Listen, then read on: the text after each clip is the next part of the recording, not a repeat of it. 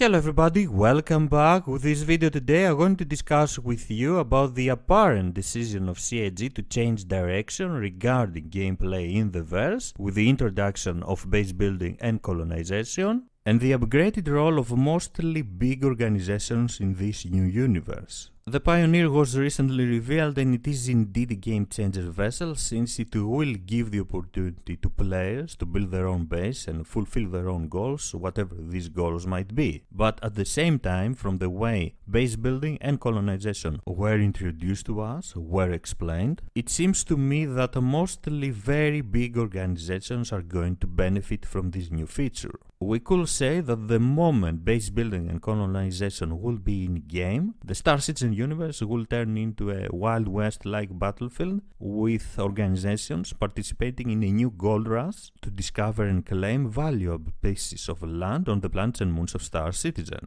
Now, to clarify things, I'm not opposing base building, on the contrary, I'm very fond of this new feature and I'm really excited to see it coming to the game and to know that we can have the opportunity to build our own base, to build our own home in the stars. The whole feature was just introduced and it is indeed very early, but I think this is the best moment to have a discussion about the base building feature, the colonization activity in Star Citizen, and what it might mean for the future of this universe. But first, let's take a very quick look at the whole process of building a base, of colonizing a certain area, which is actually very easy. All you have to do is find a plot of land that you wish to purchase, to build your base, claim the land and register it or not with the UE. In order to find the area of your dreams, the land of your dreams, you will have to use exploration first vessels in order to discover that specific area, and then science vessel in order to determine the value of that land. What kind of resources are present and if they can help you make profit, or in general if they can help you fulfill your goals no matter what your goals are. This first step of the process will not only be important for organizations that are looking to build a base, that are looking to purchase a plot of land, but also for solo players, for explorers that want to sell this info to the highest bidder for profit. It is kind of obvious from this first step that organizations with a lot of members, with thousands of members, will have it somewhat easier than others to find first an area of high value and take advantage of it. The second step of the process is also very easy. It is when you decide if you wish to claim your land, if you wish to register your land with the UE or not. If you wish to build a base inside the UE jurisdiction, it will be wise to register that land, to register that base with the UE in order to get the UE's protection. But you can also build a base somewhere outside of UE's jurisdiction or even inside UE's jurisdiction if you are a criminal or pirate organization without registering the land with the UE. How you claim a land and how you register it with the UE is very easy actually. You set down a beacon at the area you wish to build your base and take the info to the closest UE colony office in order to claim that specific area, that specific region for your organization or for you personally. The main difference between registering your land with the UE or not has to do with the protection from the UE. If you do register your land with the UE, then you will have protection. But the trick here is that UE forces will not be able to protect, to patrol above your base 24/7. So there is always the chance that someone is going to attack you and you will have absolutely no help from the UE. This is why it's going to be very important to be able to defend yourself, to defend your land, to defend your base by installing defenses, turrets, AI turrets, anti-infantry turrets, and of course, if you can, by hiring mercenaries, hiring others to protect your assets. Something that again shows how easy the whole process is going to be for big organizations with thousands of members that can be online 24/7. We cannot deny the opportunities that base building is going to bring to the game and how valuable it is going to be for organizations and individuals. Finally, we will be able to build a home for us or our organization, our own base, that we can later expand it into a city with med stations, barracks, landing pads, and defenses. By building a base, we could extract viable resources for profit or grow food for profit or for our own needs in order to survive in a hostile environment.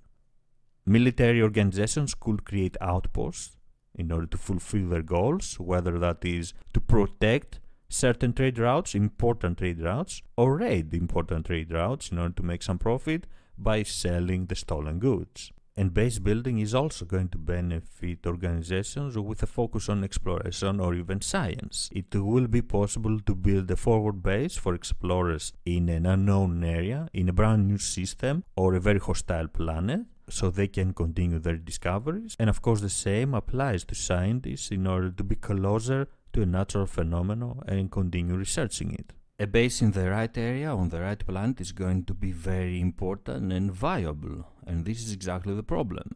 As we have seen, it is going to be very easy for big organizations with thousands of members to not only discover first the most viable areas, the most viable planets, but also take advantage of them, claim them for themselves. Something like that could lead to a scenario where one huge organization or many big organizations could control the most viable areas of space, the most viable areas rich in resources, and in that way control a specific market, manipulate prices whenever they want, and have a huge profit in general. Something like that could lead to an organization controlling an entire area, a system, or an area including multiple systems, establishing an empire that will be very hard to take down after a while.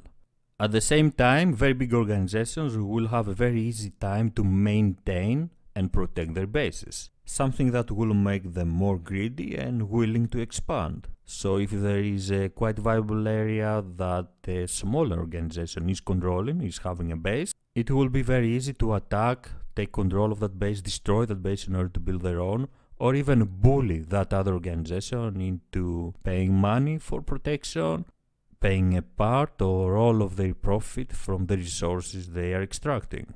As a smaller organization, having the US protection, if you claim your land inside the US jurisdiction, is going to be a good addition to your defenses, but is not really going to do much against a big organization that is determined to kick you out of the area.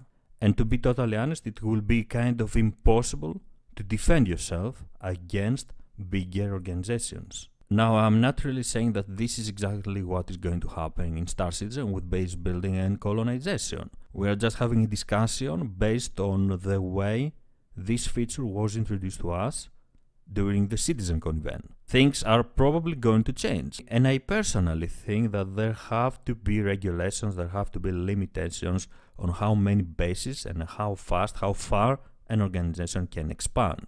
Even if you are not interested in base building and colonization in Star Citizen because you are a solo player or a small group of friends that don't want to build a base and they just want to continue exploring the verse, this situation will affect you sooner or later, especially if big organizations start taking control of entire areas. It will be harder to find jobs, to find contracts, legal at least, and it will be even harder to make a decent profit out of certain resources. Either way, these were just my thoughts on base building and colonization based on how they were introduced and the info we have for this feature right now. I would love to hear your opinion about the whole matter, and in general if you think that something like that could happen and big organizations will take control of entire areas or not. Thank you very much for joining me. If you enjoyed the video, please don't forget to leave a like and subscribe for more. I am Squid of Love and I will see you around the verse. Bye bye.